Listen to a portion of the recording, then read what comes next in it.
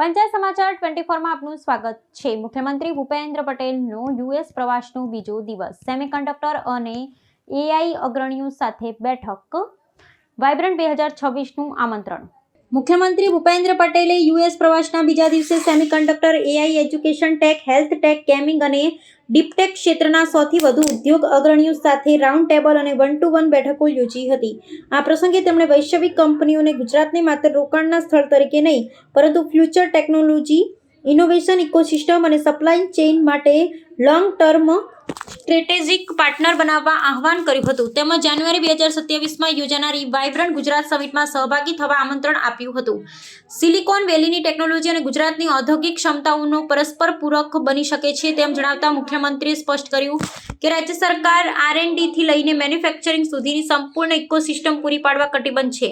Next generation technology hub માટે જરૂરી જમીન, વીજળી, કનેક્ટિવિટી અને પોલિસી સ્ટેબિલિટી ઉપલબ્ધ હોવાથી ઉદ્યોગ જગતના અગ્રણીઓએ પણ રાજ્યના પ્રોએક્ટિવ એપ્રોચ અને રોબસ્ટ ઇન્ફ્રાસ્ટ્રક્ચરની પ્રશંસા કરી હતી।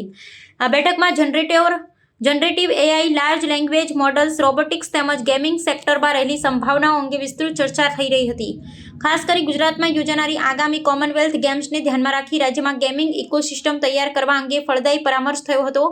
આ પ્રસંગે મુખ્ય સચિવ M.K. દાસ અને અધિક મુખ્ય સચિવ મમતા વર્માએ રાજ્યની ડેવલપમેન્ટ જર્ની અને વાઇબ્રન્ટ સમિટની ભૂમિકા રજૂ કરી હતી।